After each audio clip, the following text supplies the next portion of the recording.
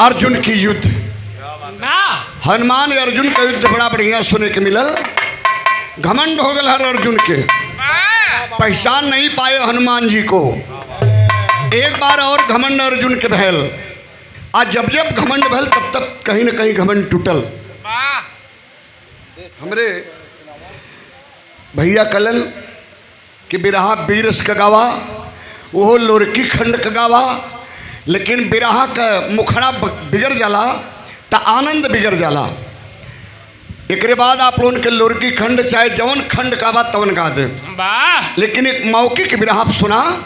और से बिरहा अर्जुन हनुमान का लड़ाई घमंड भैल, भगवान के भक्त के लिए कछुआ बन करके आना पड़ा। अरे वाह! तो आइए एक और चर्चा आपके बीच में करना चाहते हैं, जरा सा गौर करेंगे आप। एक बार और अर्जुन के घमंड भैल। मास्टर तनी बढ़ा सुरला, अवा क्या बात है।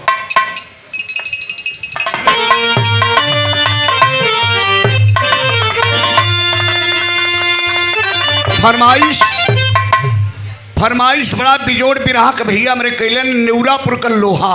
अरे वाह! बड़ा आप लोग सुन ले ओके रिकॉर्डिंग में, मंच पे बहुत आप लोग सुन ली। तने बिरहा का आनंद ले लिया, क्या बात है। आइए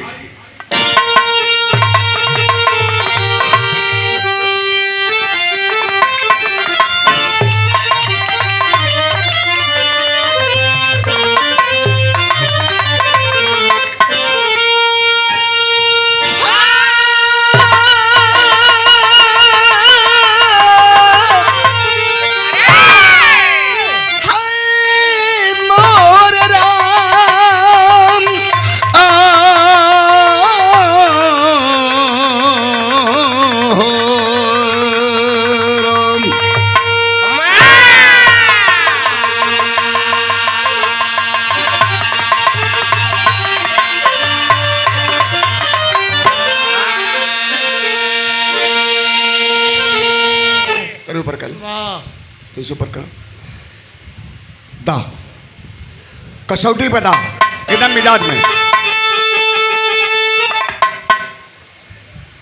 श्रीमान राज अबा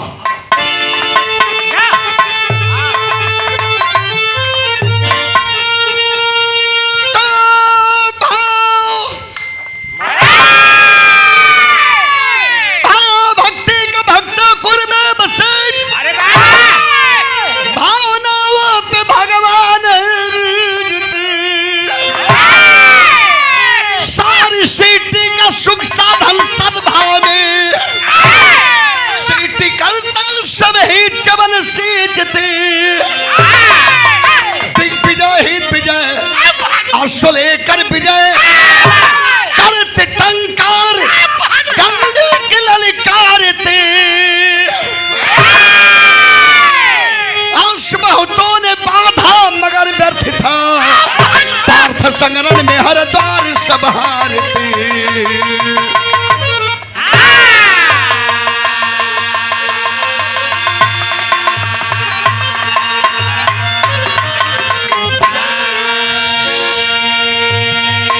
जब जब अर्जुन के घमंड हो, अरे वाह! यदि कुलभूषण योगेश्वर भगवान श्री कृष्ण समझ जाए उदियो पर ही घमंडे बहल तब कहना देखा सतभामा बड़ा नाराज है और रुक्मणी बड़ा नाराज है, इनके फूल चाहिए।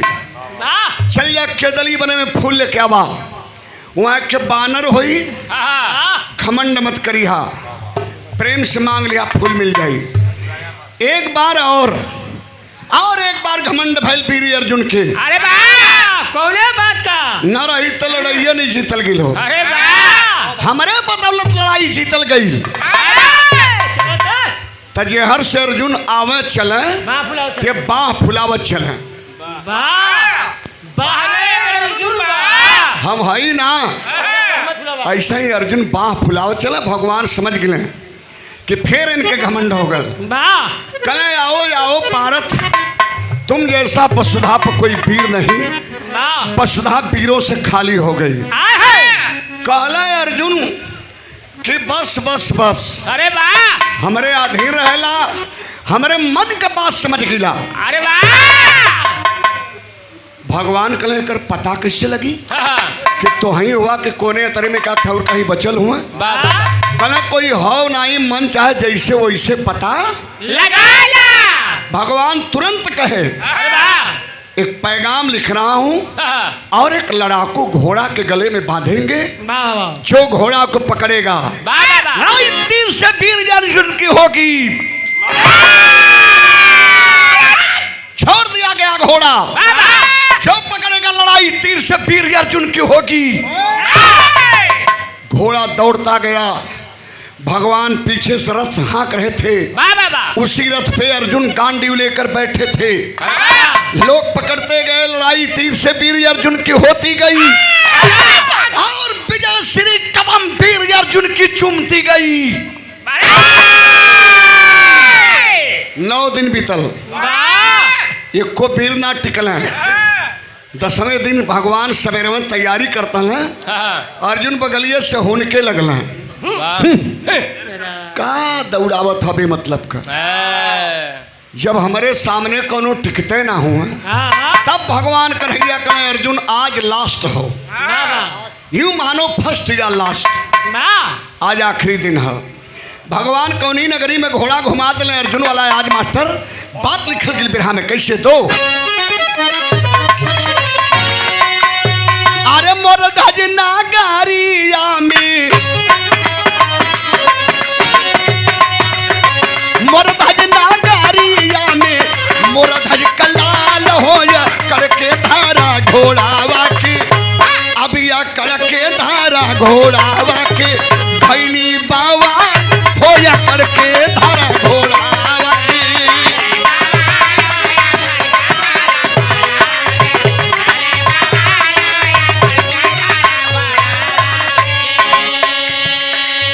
तामर ध्वस्त नाम उसका साथे लसकरिया नहीं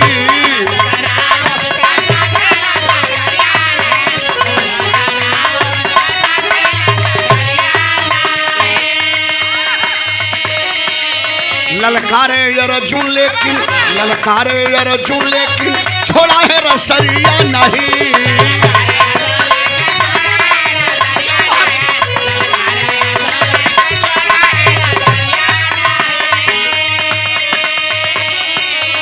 दौड़े धानंजा ठोके चढ़िया पे ताल हो या करके धारा घोड़ा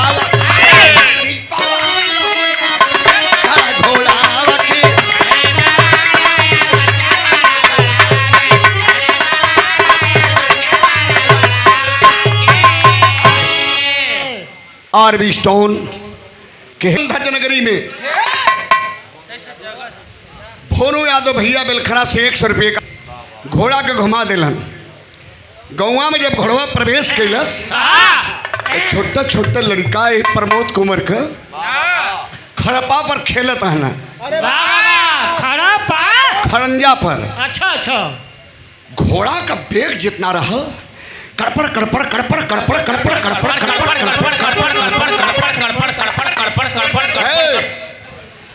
लड़का देखला कला रे साला ये तो जान लेवा हरे घोड़ा नहीं है जान लेवा खाँच के मुआ दही। तो कुल लड़का भाग के खड़ा भी लड़का बड़ा हिम्मती रहल खड़ा हो गल तमतमाई के उछल और उछल के घोड़ा के गले के रस्सी पकड़ लेलस। घोड़वा को दू ठिठरौले जात रहा अगवा जात पौले मेन में लगा दिलस। मैकिया तोड़बा का तोड़त नहीं बिरहवा से लड़ीला लड़ाई में तो देह नहीं धैला अरे बिरहवा से ऐसे कहो ऐसे कहत हई खींच के नचाई के घोड़ा के खड़ा कैलस। अर्जुन देखल तो करू लगा के लगल देखे भगवान देखल तो कहल कि आज यह लड़वैया से भेंट हो गई। आज यह लड़वैया से भेंट हो गई। लड़का निहत्था है अर्जुन कहला कि देखबा प्रभु कर बड़ा मन बढ़ू लगत था घोड़वा के पकड़ लेलस। अर्जुन से भगवान कन्हैया कहला कि अपन परिचय बता दा छोड़ के भाग जाई लड़का हो लगले अर्जुन परिचय बताओ तर्ज बड़ी बिजोड़ लग गई। कौन की था बेटा आओ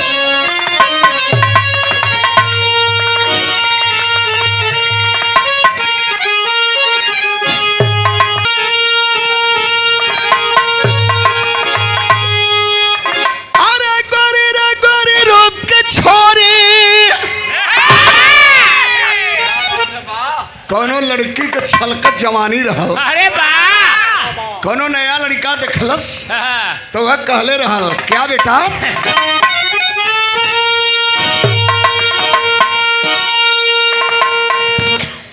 धरो धरो अब अरे गोरी रे गोरी रोक के छोरी हाय छतिया के उठान जान ले रे जान मारे कजरवा रे बरछी समान जान मारे कजरवा तोर बरछी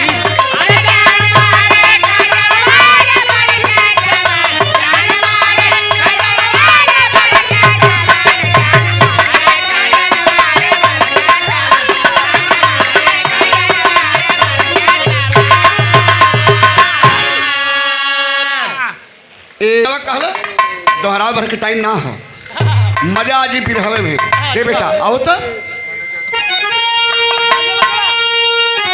कहना है लड़के अरे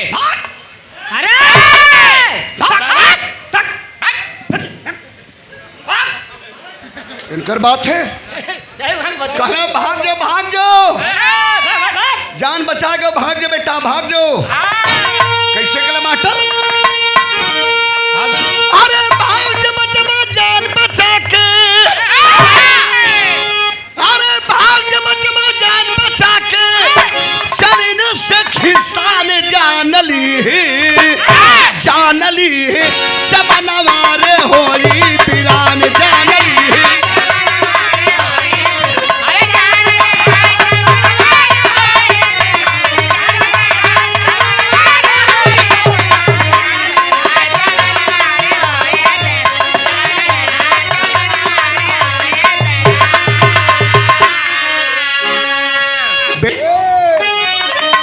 माई का तोहरे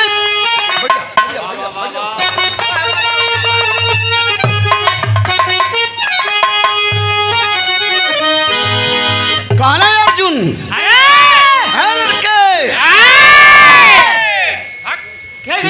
किधर गया बच्चा भाग गया अच्छा पेशाब कर कहला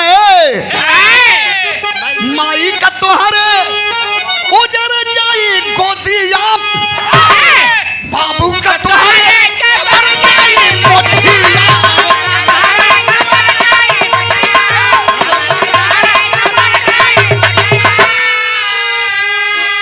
अर्जुन हमारे नाम ये जानत जहान जान ली है चमनवारे होई बीमार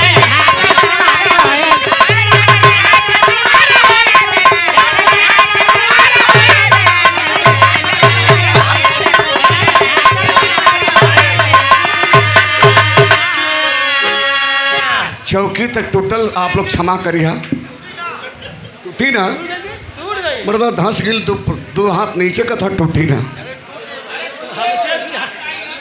कि चौकी तोड़ भी रहा है टूट गई कमेटी वाले एक व्यवस्था के दूसर चौकी करा तब से हम गावत है टूट गई शर्ट से एक बेर जंप लेली टूट के नीचे चल गई अर्जुन का घोड़ा है हेलो पहले हमार नाम जान ले हमार नाम का है हमारे नाम से धरती के बीरन का कलेजा हिलेला तो लड़कवा कला का नाम हो का नाम है भगवान कन्हैया कल नौवा बता दा डेराय के भाग जाई कल नौवा बता दा तो कल सुन हमारा नाम अर्जुन है अर्जुन अर्जुन अर्जुन अर्जुन अर्जुन अर्जुन अर्जुन अर्जुन अर्जुन अर्जुन अर्जुन अर्जुन अर्जुन अर्जुन अर्जुन हमारा नाम अर्जुन हो हमारे नाम से खाली बीरन का कलेजा हिलेला छतिया मत अर्जुन हुआ ना तो तोरे घोड़वा के तनी पिपरा के पेड़वा में पेड़हर दही तो से दूठे बात बतियाई पेड़हर के घोड़वा बांध के सामने आया तो कहला कि सुन ले जे अर्जुन करत था कल वो भगवान होला भगवान कन्हैया के सामने जाके अगर आप भगवान हुआ तो हमारे प्रणाम का स्वीकार करा। भगवान के हृदय सवाज आइल एव मस्त। वाह कल हमहू भक्त हमार माइयो भक्त हमार बाबू भक्त आय हा आपका भक्त है ही जा। आ भैया तनी समेट जा भैया भैया भैया 5-7 मिनट भैया 5-7 मिनट। एक जने नाराज होता है भैया गावे तो हमके धारा प्रवाह में गावत है। हाँ कुर्सियाँ चौकियाँ वहाँ रहे था बाद में तनी सका ले था परियार लिए आ जाई नहीं कि वो टूट जाए।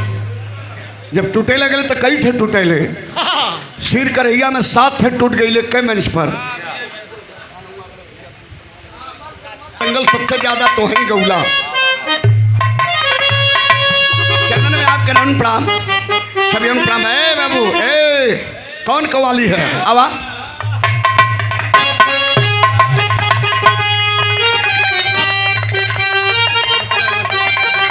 हेलो।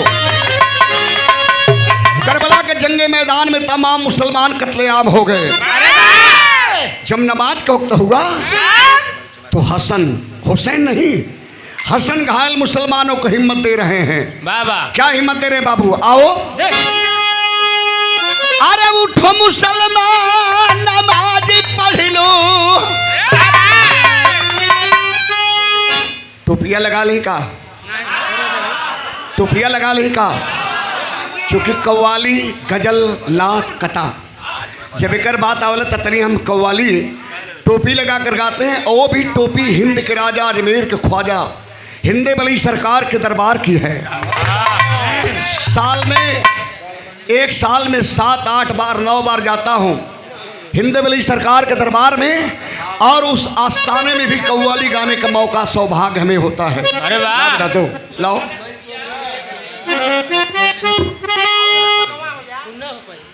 अगवा ना हो पाई ना ये लोग पीछे हो जाए ना मतलब बिगड़ जाए। अब रहेगा जोर ना लगाई ये भैया जोर ना लगाई बचा ले बेटे। आइए दीजिए लीजिए जनाब। बकरीद वाली है ईद वाली कबला हो गए। अब मौका मिलेगा तो थमा देंगे। बिल्कुल मिलेगा अभी तो मौका अभी तो ये अंगड़ाई है टेलर है बाकी फिल्म तो बाकी है। ये तो टेलर चल रहा है। आओ बेटा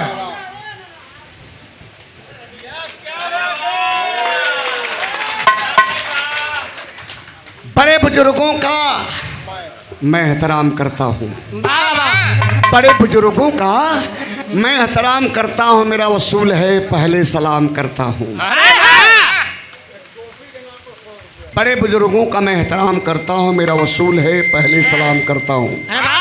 देते हैं दुआएं और बढ़ाते हैं मर्तबा फिर बाद में बैठकर बड़े अदब से उनसे कलाम करता हूँ। आइए जनाब अस्सलाम वालेकुम। वालेकुम अस्सलाम। खैरियत खैरियत है जनाब। हमारी खैरियत नहीं है। गड़बड़ है। आप ऊंचे हो हम नीचे हैं। बड़ी भाग्य से मन ऊपर। आदाब पूरा गलत अल्फाज नहीं बोलने का। अल्फाज वाला भैया ये जो टोपी लगाए बैठे हैं बाबूजी अब मैं कौम के मुसलमान नहीं हैं। अरे क्या है? हम सब हिंदू हैं लेकिन उल्फत पाई है मोहम्मद की मजहब नहीं सिखाता आपस में बैर करना। क्या हिंदू क्या सिख क्या ईसाई क्या मुसलमान सबका मालिक वही राम है वही रहमान है वही वाहिगुरु वही गाड है। लेकिन करबला के जंगे मैदान में घायल मुसलमानों को हिम्मत दे रहा है हसैन। क्या हिम्मत दे रहे हैं बाबू आओ।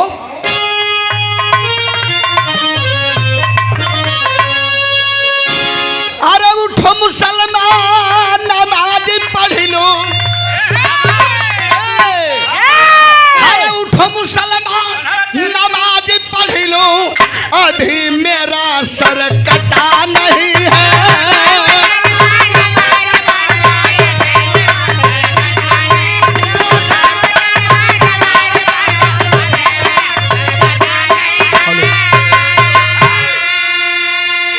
उठो मुसलमान नमाज पढ़ लो।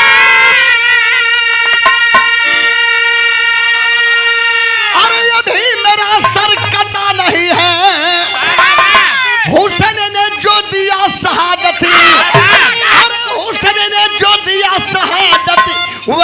कोई दिया नहीं है, दिया शहादत वैसा कोई दिया नहीं है।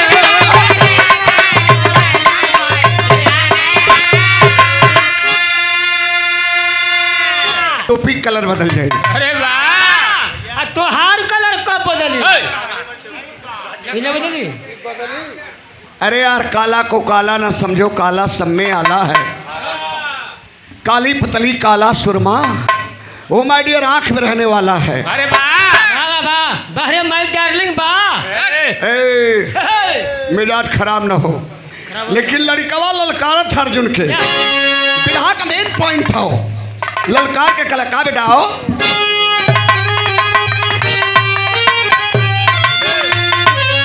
अरे कितने नाहर हो सबर में, अरे कितने नाहर हो सबर में, आज देखा जाएगा।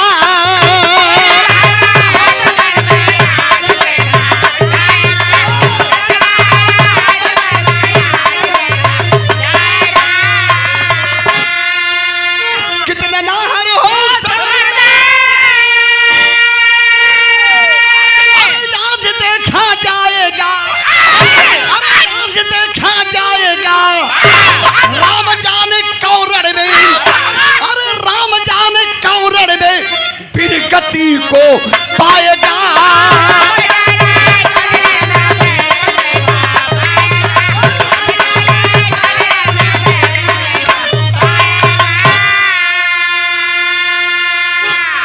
काला कि माकुड़ समझत हुआ। एक बात और बड़ा बढ़िया कहला, कल आज हमार तोहार नाई छोटा लड़का ललकारा था। वाह हमारे तोहरे जोर का तौलैया ना हो। तोहरे माई के दूध में कितना दम हो और हमारे मतारी के दूध में कितना दम हो। आजे तो पता चली राजा निहत्था है, हम निहत्था है जौन फूकनी ले हुआ ओके चलावा। अरे वाह फूकनी अर्जुन के गांडी के फूकनी का है।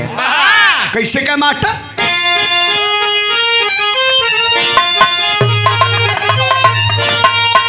अपने मोहजा बनी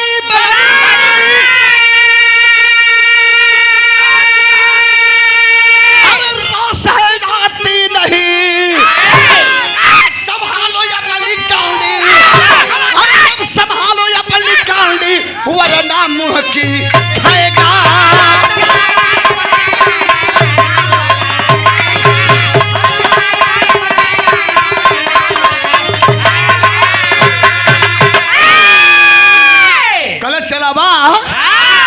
मरद हुआ हम लड़का है चलावा। अर्जुन भगवान को लगल ताके कहो कल छोटी मुंह बड़ी बात बोला था।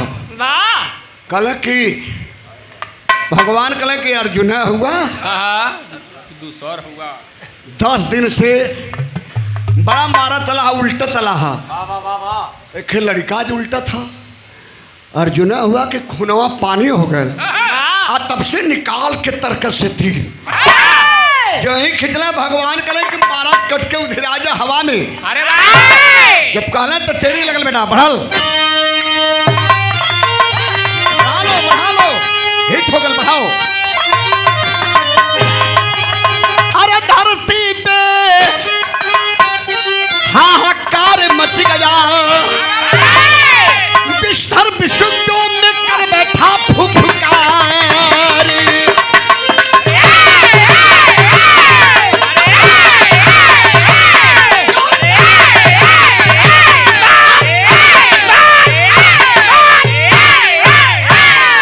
शाबाश शाबाश क्या बात है। ये मेरे सर दे दा ये कहा देते भैया मेहनत करता हूँ तो भैया मैं 40 रुपया कम है दे दा फरमाइनी मत चोदा। और हमारे पर कहीं रुंड गिरे कहीं झुंड गिरे कहीं झुंड झुंड का जराज गिरे खलबली मच्छी थवा नहीं मेरे से बात गिरे बात गिरे। गुस्से में होकर अर्जुन जी गुस्से में होकर अर्जुन जी दिव्यास उठाए पारत है घूमी निगाह यदुनंदन की रथ पे मुस्काए सारथ है।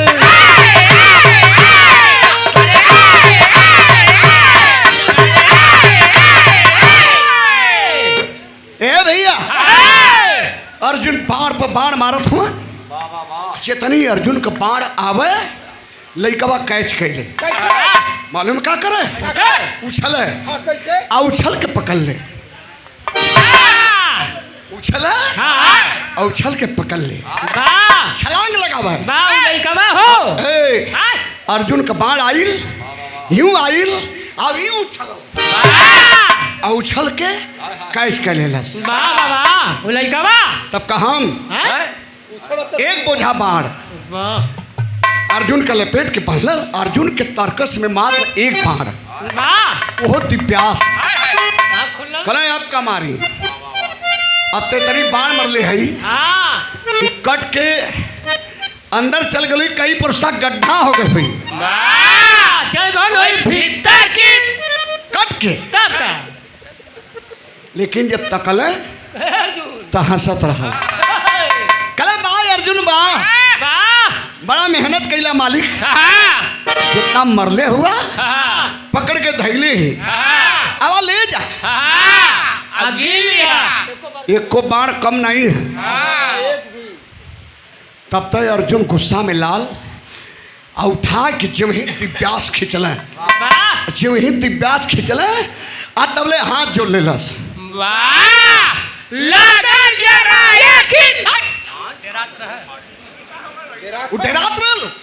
हाथ जोड़लस, भगवान के हाथ जोड़ ले, तब हम का जानी जाना कि खाली रुपया लेबा बिरहा भी करबा 40 रुपया कम होता, अब बिरहा पर ध्यान नहीं है। हाथ जोला कि जौन पकड़े ला करल है तो तो पकड़ लेली ई बरियार है, आवा एक तू पकड़ा मालिक, मर्दवा एकदम चूतिया हुआ का, एकदम चूतिया हुआ कहले मदद करा, अच्छा ये नहीं कहले क्या बात तू पकड़ा, जौन आपके हथवा में चक्रवा नाचा था भगवान कहले कैसी मदद भगत, कहले जौन हथवा में चक्रवा नाचा था थोड़ा देर के लिए दे देता तयहू के खचखचाई दे, अरे वाह भक्ति के बसीभूत भगवान के अंगुली से चक्र निकल, छोटा बालक ताम्रध्वज के अंगुली में हर से अर्जुन दिव्यास छोड़ देना, तो चक्र काट के दिव्यास के जब कई टुकड़ा में विभाजित कैलस तब तक अर्जुन रोवे लगल, बाबू कन्हैया से कहले का हो रथ हाकत हुआ हमारा मदद करता वो कर, जिनकी भक्त छल कैला मर्दवा कन्हैया हमरे संगे हम ई कन्हैया छल नहीं एक जरे मदद कैले तो उनका नड़हर टूट गई।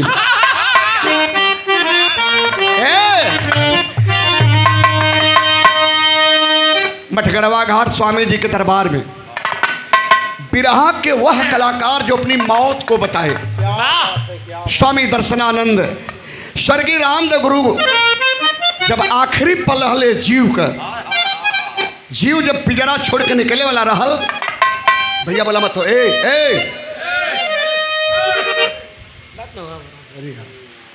आप लोग कमेटी के हैं बढ़िया है, तनी सा रुकिए बाबू 2-3 मिनट भैया, पिंजरा छोड़ के यह पिंजरा छोड़ के जीव जब निकले लगल तो दयालु दाता पार ब्रह्म परमेश्वर सदगुरु भगवान पूछल कि रामदेव आप कितना टाइम है, 5 मिनट 2 मिनट 3 मिनट 1 मिनट, जो अपने मौत को बता करके दुनिया से अलविदा हुए उस शख्स का नाम था स्वर्गीय रामदेव गुरु। आज जब मौत के बतौले अपने तो स्वामी दर्शनानंद की उपाधि मिली मठगड़वा घाट में, वह बोले हैं का बोले मास्टर,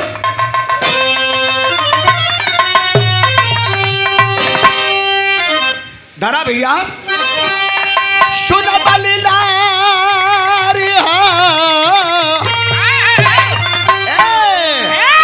सुन बलिलार साहेब भी नटी कुली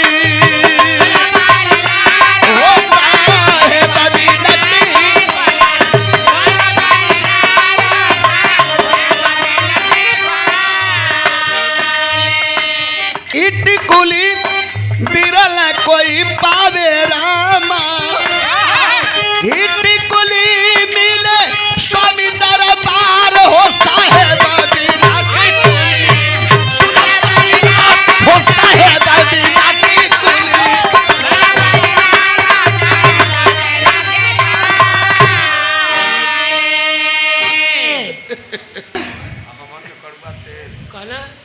तो पीबे नहीं किला है, काहे झूठ बोलत हुआ? तो के जुकाम बेला नहीं पिला ठीक किला जलेबी है ना। अर्जुन करो भगवान से ए अर्जुन भगवान से कहे लगल दिन प्यास कटल है, कलेजा फटत हो, और भगवान से कहलन का कला बेटा दे कसौटी हो, कहा भगती हमारी हो, अरे भगती हमार हो बेकार भैली साकारी।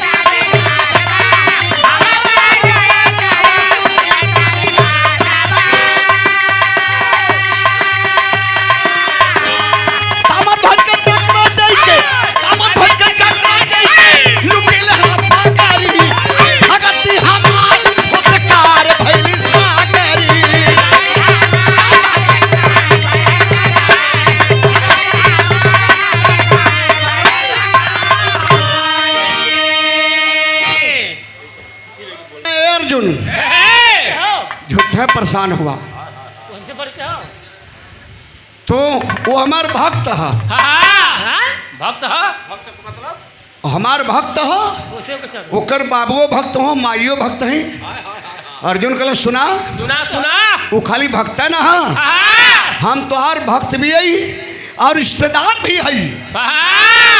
तो हर पहलुआई लगिला मारब खाद का पारा है हमार बहनोई लगेले नहीं भैया, अर्जुन का भगवान से कैसे का असली हथवा धई दे ठौनमा दबाई के धसी बाई चौकिया में, चौकिया में धसाए दे बढ़िया जो नहीं भैल थू गड्ढा लंगेज गलत ना हो।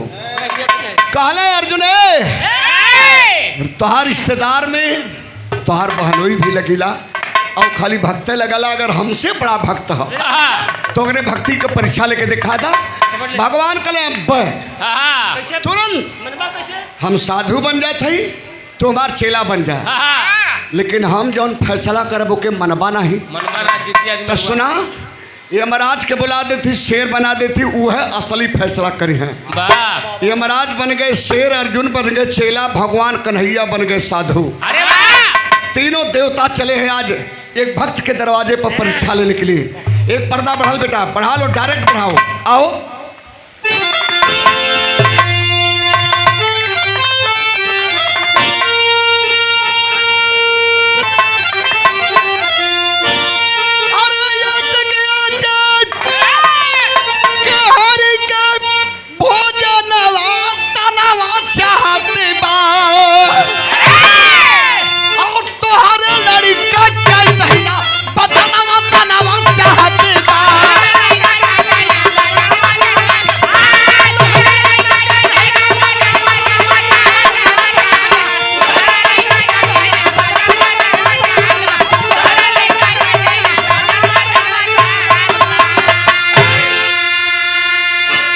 साधु के भेष में भगवान कन्हैया एक पैर पर खड़े हैं, हाथ जोड़ करके एक पैर पर खड़े हैं, और एक बगल में शेर है, दूसरे बगल में चेला है।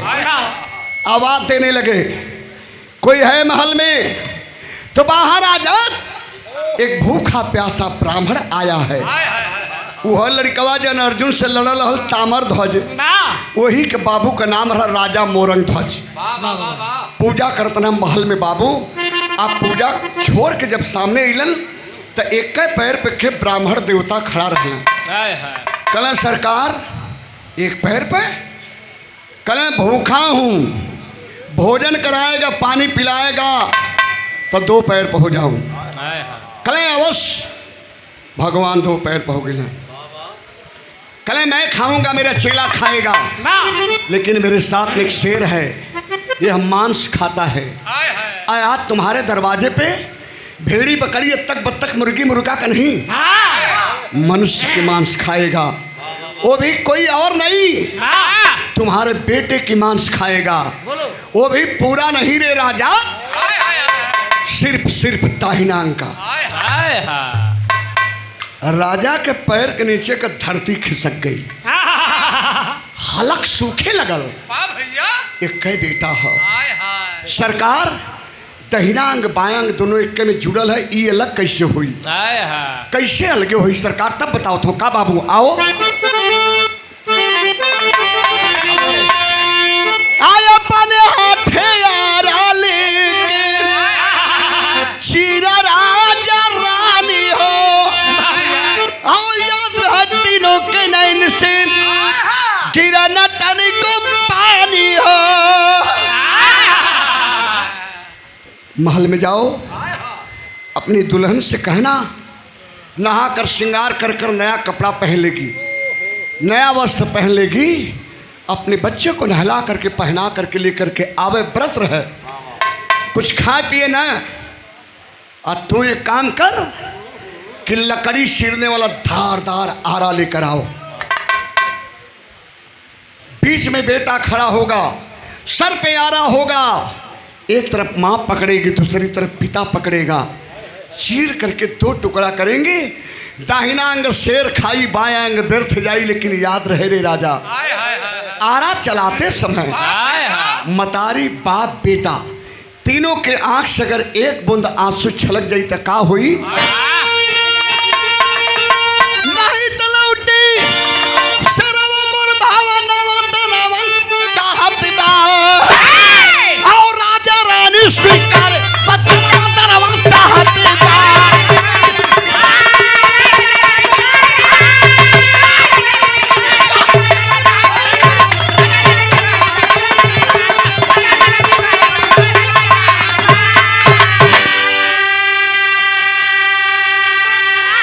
बैठाए कोई दरवाजे पे, साधु रूपी भगवान के जब चलल हुए अंदर, राजा अपने रानी और बेटा के लिए आए बदे, तो कभी लिखत हो कैसे बेटा आओ दो तो, अरे जैसे परीक्षा राजा हरिश्चंद्र का भाई ला भाई ले,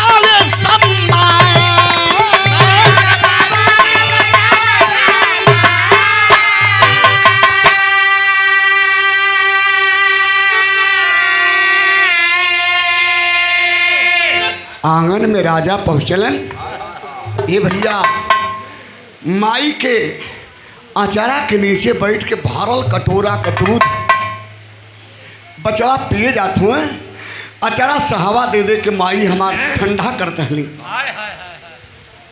500 रुपये का आशीर्वाद ना बचवा, रोज अन्न दान कैली, सोना दान कैली, चांदी दान कैली, पानी दान कैली, लेकिन आज हम तोहरा के दान कर दिली ए बेटा, दूध मत पिया, पानी मत पिया, व्रत रखला बेटा। चला दरवाजे पे बाबा आयल हुए, उनके सामने तोहके चीर के हम तोहर माई तोहर माता पिता चीर के 2 टुकड़ा करी है। दाहिना अंग शेर खाई, बाया अंग व्यर्थ जाई। तब मतारी, भैया बोला मत, भैया बोला, भैया बोला, भोला भैया, मतारी का कलेजा बड़ा कोमल होला। माई झनक के खड़ा हो गई, कली कि ना ना ना राजा, ना ना राजा, हमरे प्राण का प्यारा, नयन का तारा, राज दुलारा, हमारे कई को बेटा हो, ऐके तो दान कर देबा। राजा कला के प्रिय, आहिस्ते बोलो, धीरे बोलो, वरना दरवाजे पे बाबा है, तुम्हारी आवाज सुन लेंगे तो रुष्ट होकर चले जाएंगे, हमारी भक्ति नष्ट हो जाएगी। नहायला, श्रृंगार कैला, नया कपड़ा पहनला, बचवा के पहना के लेके दुआरे पावा। माई लाल के नया वस्त्र पहना के श्रृंगार करके लेके अली, तो बाबू लकड़ी चीरे वाला धार धार आरा लेके खड़ा हुए। बीच में बेटा खड़ा हो गया, सर पे आरा रखल गल, एक लंगे बाई पकली, एक लंगे बाबू पकल। बेटा कलश कि माई रोया मत, 9 महीना गर्भ में पाल के पैदा कैलू। बाबू कलेजा का टुकड़ा मल्ला, लेकिन रोया मत, हंसत चीर देवा जे हमार जिंदगी धन हो जी, ऐसनो बेटवा धरती पर रहना। आरा जब चले लगल पंचो तक कभी लिखत हो, कैसे भैया?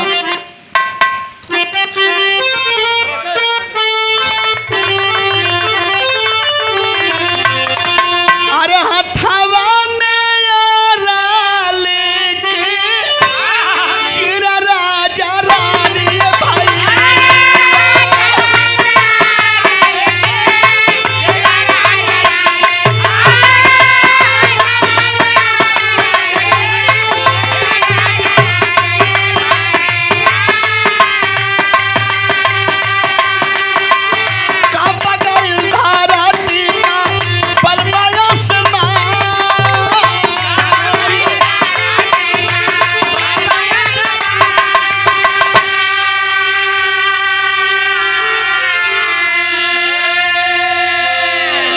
आरा कर कर कर कर खोपड़ी की चिरलस, गर्दन चिरायल, कलेजा जब चिरत हल बाबू, आरा जब लाल के कलेजा चलत हल, तब दहिना अंग दहिने लटकत हल, बायां अंग बाएं लटकत हल। किसी जमाने में किसी शायर ने गाया था कि आरा हिले, छपरा हिले, बलिया हिलेला, हमारी लचका जब कमरिया, सारा जिला हिलेला। ए भैया, ई आरा नहीं, वो आरा जिला नहीं बाबू,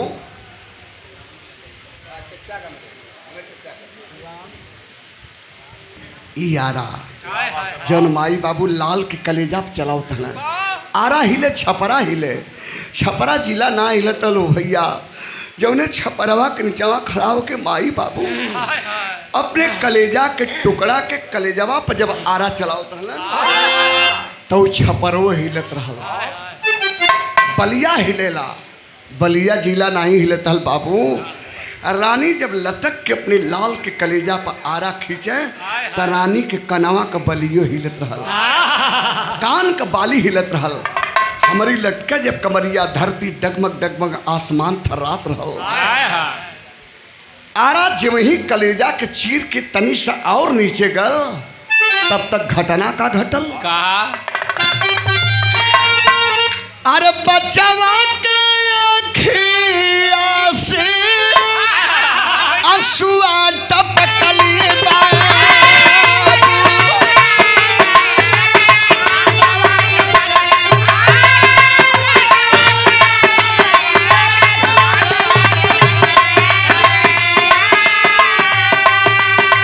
हाथ जोड़ राजा बाबा कहलल बया,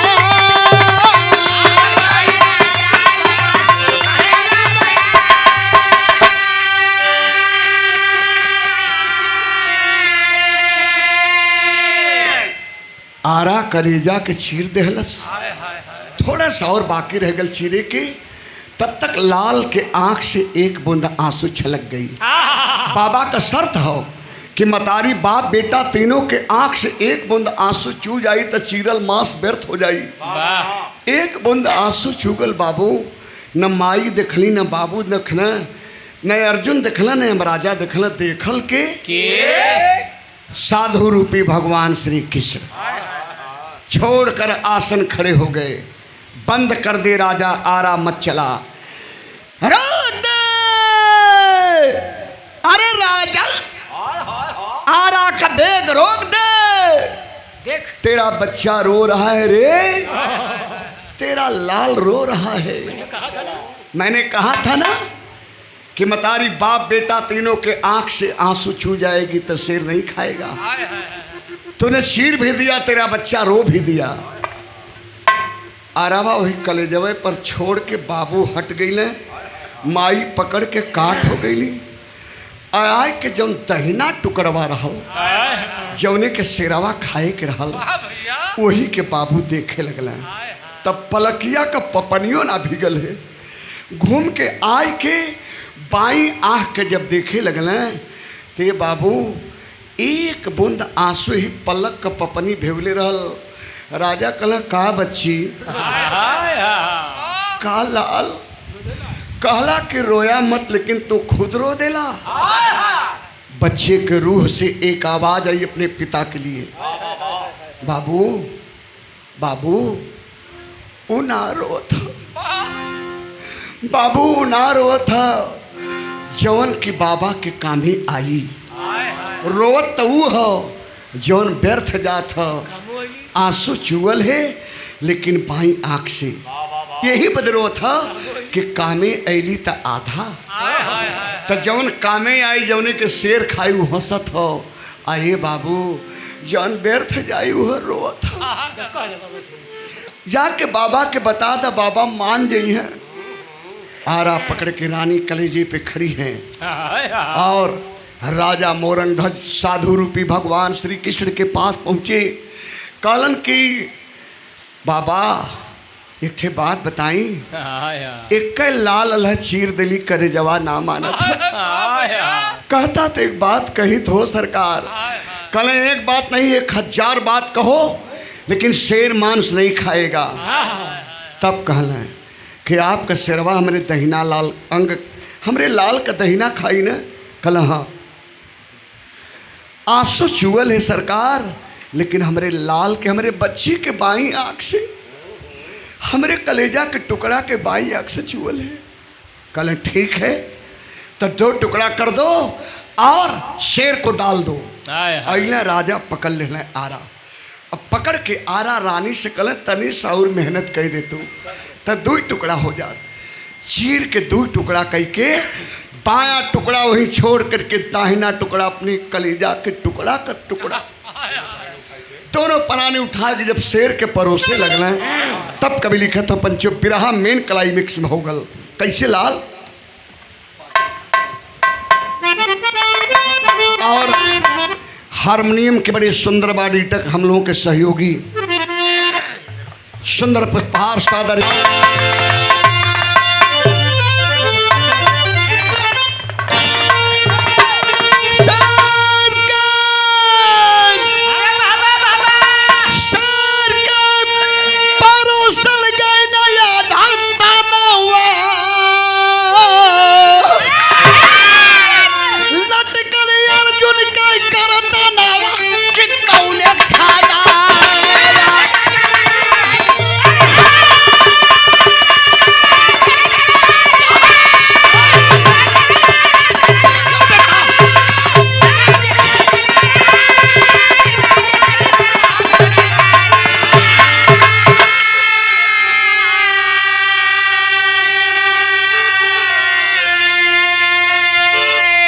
अपने लाल का आधा टुकड़ा माई बाबू जब परोसल वो हर परोसत हुआ भगवान है अर्जुन के खोदत हुआ का हो अब बतावा तोहार भक्ति बड़ी हो केकर भक्ति बड़ी है। शर्त में बच के इकलौता लाल को चीर करके शेर के सामने परोस दी। अब तू बतावा अर्जुन शक्र तो के दही या ओके दही शर्म के मारे के दही अर्जुन प्लास्टिक के नाधा ने टिकुर गिले माई के धैर्य तब टूट गल जब शेरवा सूंघ के मसीहे ना खैलस। शेर सूंघल हट गया, मांस को नहीं खाया। तब तक रानी काटल पेड़ की नहीं अरराज की गिरल चली। राजा ई बाजू पर संभरना कल पागल हो गई लू हमार तोहार जिंदगी तो फिर लाल पैदा हो जाई। चला बाबा से पूछल ये काहे ना खैलस। दोनों प्राणी गईले। राजा कल सरकार चीर के डाल दिलिए, शेरवा ना खैले। साधु रूपी भगवान कन्हैया कल के को हड्डी न बची कुल चबा जाई, लेकिन स्वामी भक्त है। चल जा दोनों प्राणी महल में 4 थाल में भोजन लगा के लेके आवा। जब हम खाब तब शेरवा खाई। महल में गईले। आज जो ही राजा रानी महल में गईले तबले भगवान असली रूप में आए के अर्जुन से कल का हो असली रूप में आवा। यमराजा से कल कि दोनों टुकड़वा एक में सटा दा, बचवा के जिंदा कर देने तब बउरहिया अब बर्दाश्त न कर पाई। मतारी बउरहिया अब बर्दाश्त न कर पाई। ये भैया एक में यमराजा सटौले भगवान जिंदा कैले तबले 2 थाल में अर्जुन और 2 थाल में राजा 2 थाल में रानी लेके भोजन अइले। भगवान भोजन लगल करे। आ लड़कवा जब भगवान के देखलस खखाई के हंसल वही चरण में लिपट गल। कले हुआ ना जो रथवा हकत हला कल हाँ भक्त वही हूँ। कल अच्छा राजा से कलें भगवान मांग ले, भक्त जो मांगेगा मनवांछित फल मिलेगा। कल कुछ देवलो चाहत हुआ, अगर देवल चाहत हुआ तो हे मालिक की एक चीज दे दा। क्या? हाथ जोड़कर राजा बोले बताने की हड्डी है ऐसा कठिन परीक्षा भगवान। अरे कबो न कोई कलिया हरि जी दयाल परदानव कितने खाना।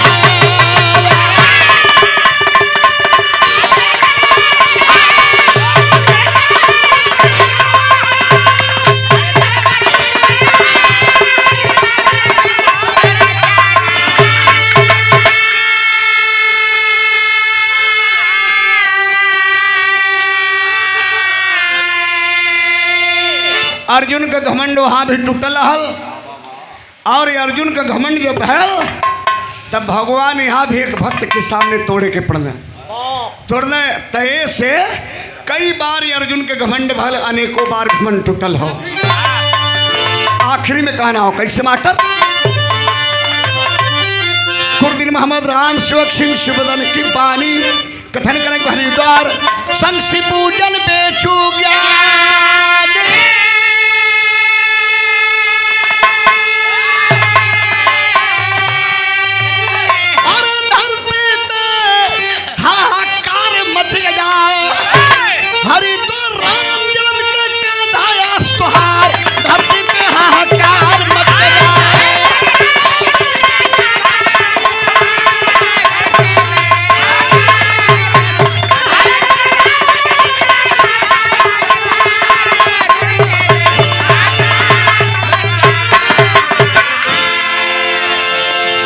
सीताराम चौहान मानिकपुर के धरती।